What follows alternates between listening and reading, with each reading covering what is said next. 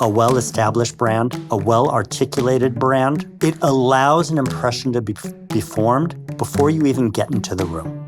If professional services marketing sometimes feels like throwing spaghetti at the wall to see what sticks, this podcast is for you. Welcome to Educated Spaghetti, marketing ideas that stick, presented by Right Hat. On each episode, your host, brand strategist Lise Anne Schwartz, sits down with marketing pros and creative thinkers to untangle the marketing chaos. So pull up a chair at the Educated Spaghetti table and let's dig in. Today, we're talking about how to take the leap into a new brand or rebrand project, and how doing so can help professional services firms strengthen their reputations and stand out in a crowded market. My guest is Paul Zimmerman, whose work has shaped brand narratives for iconic businesses in both consumer goods and professional services. Paul currently leads communication and PR at Michelman Robinson, a law firm headquartered in Los Angeles with offices across the United States and, coming soon, to London. Michelman Robinson has established itself as a powerhouse in sectors like hospitality, financial services, technology, music and entertainment, digital media, and more.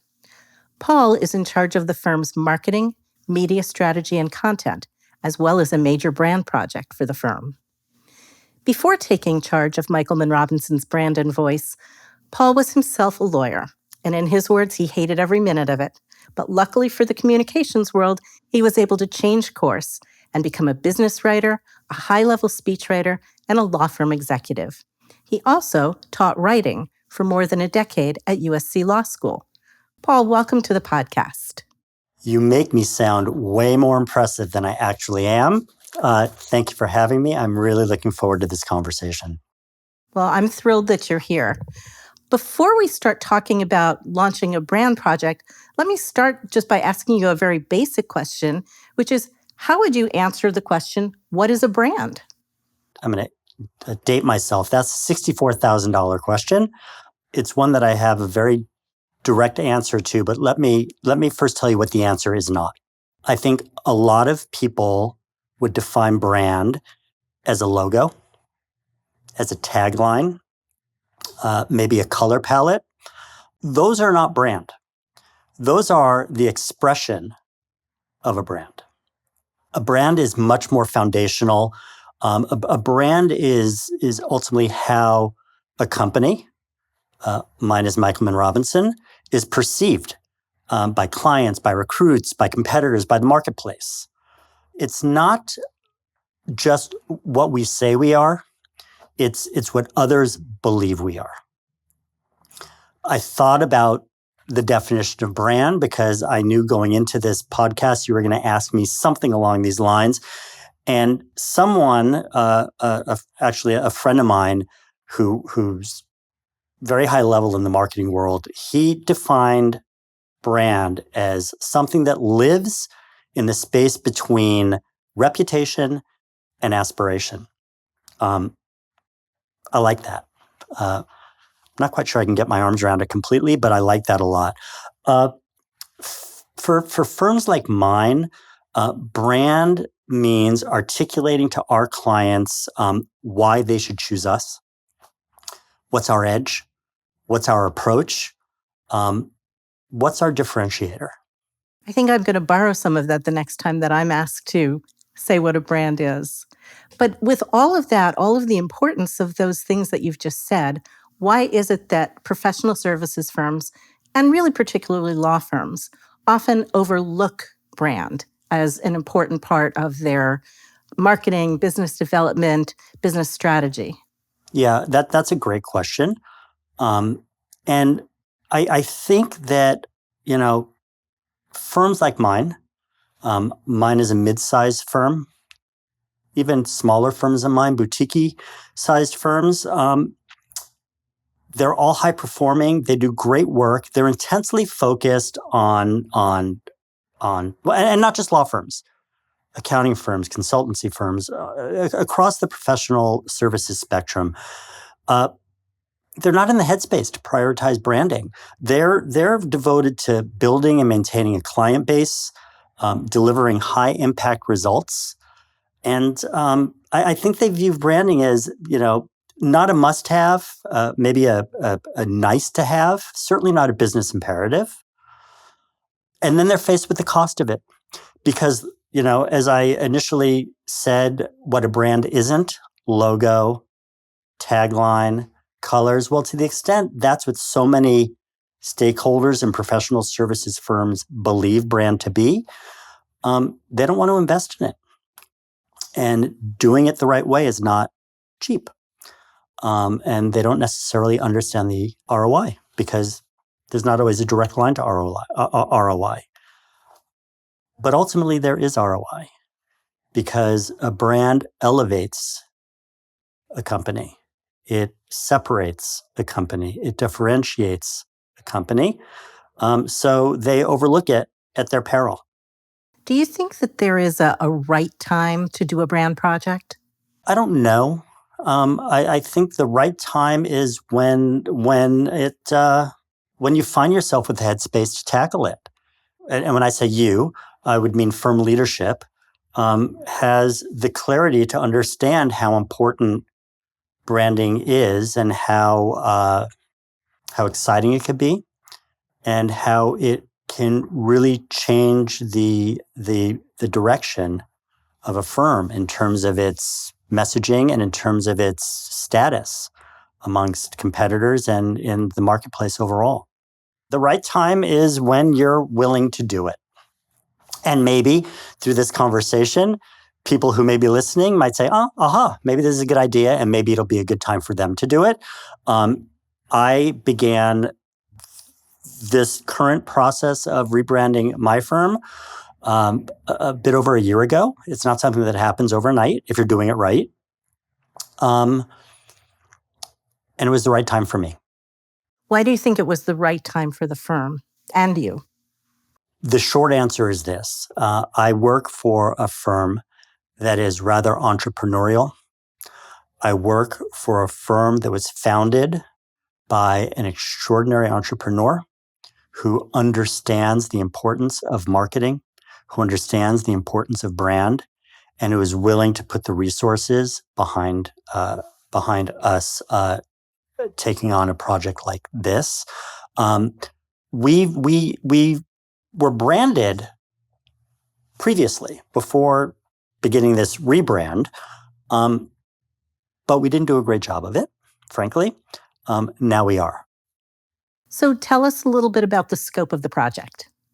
So a bit of background, even though you provided some in my introduction. But I work for a firm that's now called Michelman Robinson. It was called Michelman Robinson, LLP, attorneys at law. But that really was not a modern expression of our name. So we have shortened that, and now we are Michelman Robinson. A year ago-ish, I was approached by the firm managing partner of Michelman Robinson, who gave me a mandate. And that was to elevate the awareness of our firm within our specific geographical markets and nationwide. Now that nationwide has crossed across the ocean, and it becomes international because we're launching an office in London. But that was my mandate. And that led me to seek out a branding agency, because this is something, while I have a clear understanding of brand and its importance, I'm not a branding professional. And while I know enough to be dangerous, I'm not smart enough to do a great job on my own. I am smart enough to hire a team that can. And so I interviewed several agencies, large and small. And with the input of my firm leadership, settled on a firm that you may be familiar with. It's called Right Hat. I'm saying that tongue in cheek because you are one of the leads at Right Hat. And so once settled on Right Hat, the agency, the process looked like this. It was not, okay, let's design your logo and come up with some new messaging and design a website, because that would be putting the cart before the horse. What Right Hat did, with my help and with my oversight, is to roll up their collective sleeves and do all kinds of research, talk to clients of the firm, large and small, internal stakeholders, leadership, staff members, my team, which is the marketing team, associates, partners, recruiters externally, to get a really good sense of who we are, who we were, what we do well. Hopefully, there isn't too much of this, but what we aren't doing as well as we can. To get a real understanding of how we're perceived by these different individuals. And with those learnings, we're able to figure out what differentiates us, because it's that differentiation, that really is the anchor of what the brand should be. In our case, it was strategy. It was very clear from the research done and the data that my firm is just way more strategic than the average bear. And so this strategy, the strategy first approach that we take to everything we do, quickly, I digress, but we do litigation, we do transactions, we do regulatory work. No matter the type of work, we take a real strategic approach to it all. And that informed our mantra, our ethos, our tagline, 3 moves ahead. With those learnings, Right Hat's creative team began designing a logo, a reimagined logo. Right Hat's messaging team, which you, Lise Anne, headed up, came out with some messaging pillars. I look at them as rules, really. We could talk about that later. And then we began designing a website. All of it informed by this research.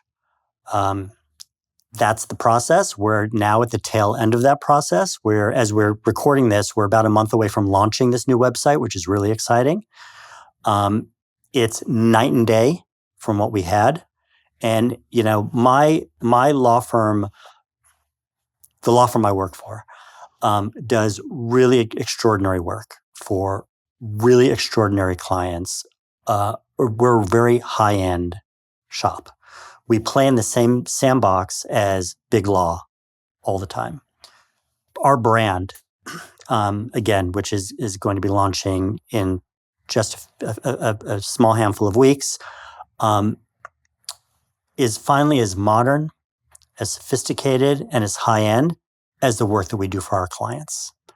And that's a really great thing. And I'm really excited about it. Well, we were very appreciative at Right Hat at how generous the firm was in giving us access throughout the firm to people at all levels, spending time with us, giving us access to clients that we could talk with, and helping to facilitate that process as well. Because I agree with you, the research really does, it makes it so that we're not just throwing spaghetti at the wall. What we have is our educated spaghetti, educated by all this research and learnings. Yeah. Did the process of having people involved make buy-in easier? Buy-in was not a problem for me because it was my firm's leadership, as I mentioned, our firm managing partner, who gave me the directive to do this work. So buy-in was never a problem. But I'll tell you, I have, while we haven't launched yet, I've given sneak peeks to many people at the firm, and they're all so excited that they have this visual representation of the brand that's about to be launched that they could be so proud of, anxious to share it with their clients and would-be clients, that buy-in would not have been a problem. That's so exciting to hear. What are some of the things that stand out to you in terms of the changes from where you were before this process to where you're going to be in a few weeks? Not everything that my firm did in terms of brand prior to this redesign was necessarily bad. In fact, some of it was quite good. But there wasn't a through line to it all. There wasn't a consistency to it all. And it wasn't always anchored on the same message or the same value proposition. And the reason is because that message and that value proposition wasn't really well defined. Now it is. Again, strategy, strategy, strategy, 3 moves ahead.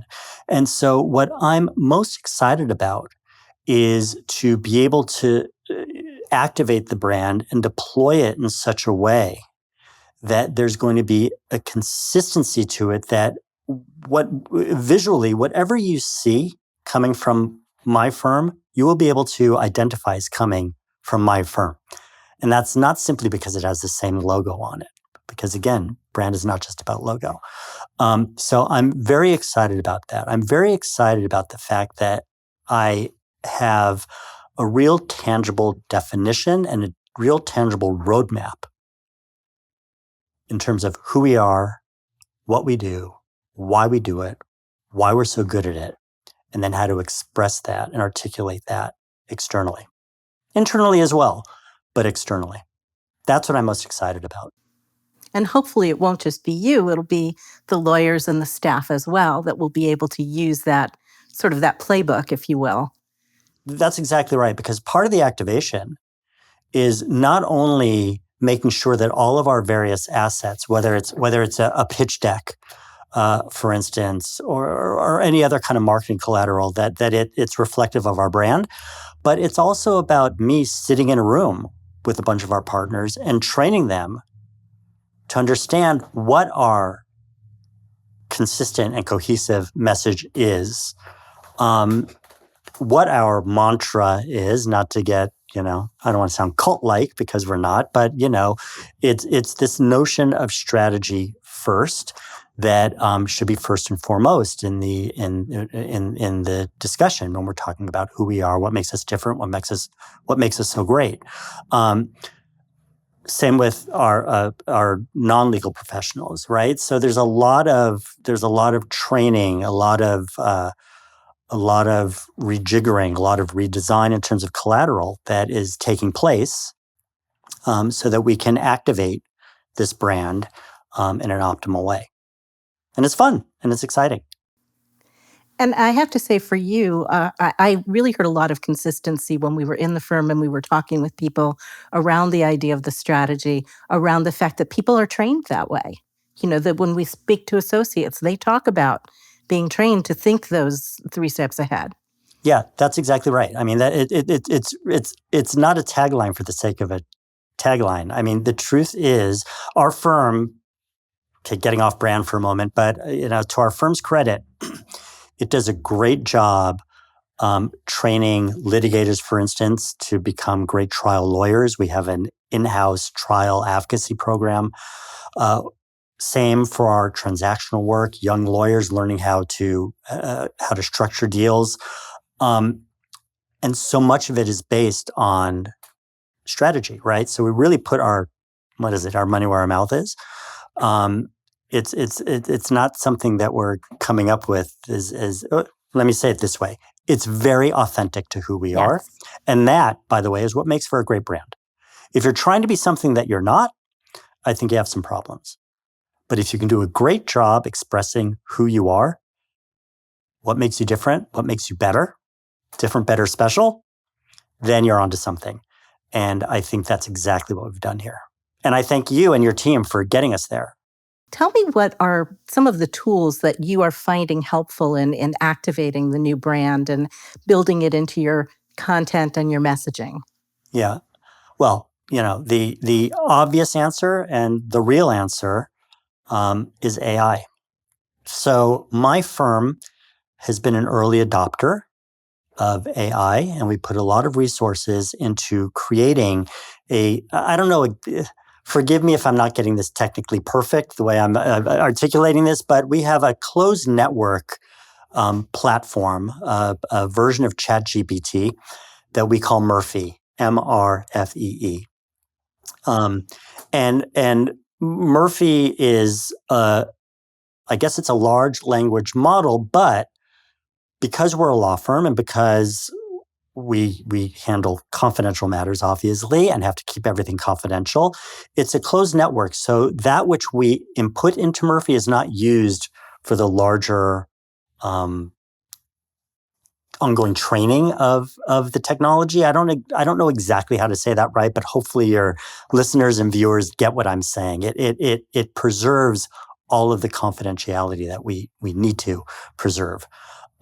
Anyway, what AI has allowed me to do is to create messaging in a way that's a much lighter lift.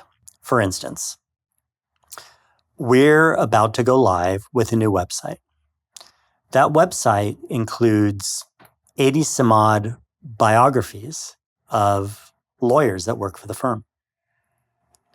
2 years ago, even a year ago, I would be knocking my head against the wall because I would be writing from scratch the biographies of 80 lawyers. What AI and Murphy has allowed me to do is to input certain rules that I wanted to adhere to in helping me to create these biographies: length, word count, style, tone. And then I could simply provide prompt AI, prompt Murphy, with background about the firm's lawyers. And it magically, truly magically, spits out bios that adhere to these style rules that are all very good. They're not perfect. I still have to edit them. And I actually edit them quite a lot because the output still isn't as human as I would want it to be. So I still have to work, but not, frankly, nearly as hard as inventing all of these biographies from scratch. There's a lot. That's just one example. There's a lot that AI can do to help me perfect our messaging. And there's a lot that AI can help me do to stay on track, to make sure that all my messaging is consistent and that all my messaging echoes this strategy first ethos. So that tool is really the game changer. Some people think, well, brand is very human, AI is very machine, but they can really come together, it seems to me, and enhance each other. Yes, and yes. It's the AI, while it gets better every single minute of every single day, is still not perfect. It's very, very rare that I leverage AI and end up using exactly what it spits out, depending upon the project. Always, I'm always giving it a human touch. Sometimes I don't like it at all, and I have to start from scratch. But frequently, I've become more of an editor than I've become a writer. That's good and bad because I really love writing, so I still do it. But look, it's just made it easier, especially for kind of more mundane tasks like putting together 80 some odd biographies, which could be mind numbing. So yeah, we're lucky to have it.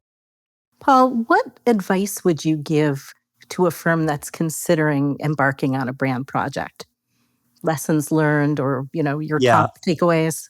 that's a great question. And if I were at a cocktail party and someone found out what I did and they asked me that, I would be happy to answer, and I would very easily say this: do it right the first time. It's an investment. It's an investment in time, money, resources. Again, some leaders at professional services firms might blink because they may not necessarily see that direct line between that investment, all that cost, and ROI, because again, it's not direct, but it's there.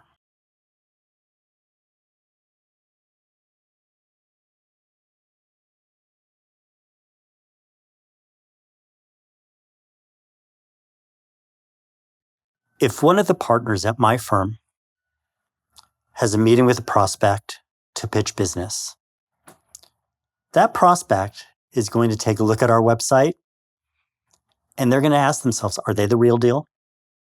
Are they as sophisticated as they say they are? And if you have a really high-end visual articulation of who you are on that website, that answers the question for them. Their perception of our sophistication, of the level of our work, is formed even before we get into that room, right? That by itself is worth the investment.